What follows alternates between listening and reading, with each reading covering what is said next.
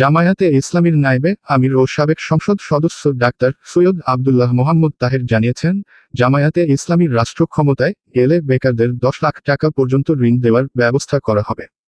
শনিবার 21 সেপ্টেম্বর বিকেলে ঢাকা মহানগর দক্ষিণ জামায়াতে ইসলামীর উদ্যোগে অনুষ্ঠিত ব্যবসায়ী সমাবেশে প্রধান অতিথির বক্তব্যে তিনি এ কথা বলেন।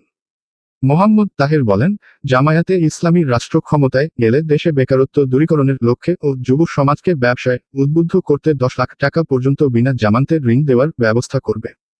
তিনি বলেন, অর্থনীতিকে মজবুত করতে জামায়াতি এ দেশে সুদমুক্ত ইসলামী ব্যাংকিং ব্যবস্থা প্রতিষ্ঠা করে। দেশসেবা ইসলামী ব্যাংক অল্প দিনেই এশিয়ার সেরা ব্যাংক হিসেবে মর্যাদা লাভ করেছে। কিন্তু আওয়ামী লীগ ইসলামী ব্যাংককে ধ্বংস করে দিয়েছে।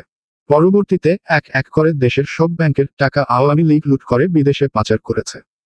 ভেঙে পড়া অর্থনীতিকে সচল করতে জামায়াতে ইসলামী প্রস্তুত রয়েছে।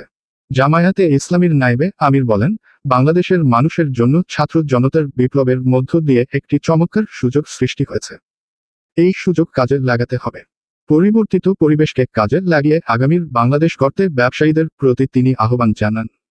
এ সময় ব্যবসায়ীদের দেশপ্রেম বুকে লালন করে ব্যবসা করার অনুরোধ করেন জামায়াতে ইসলামীর নায়েবে আমির।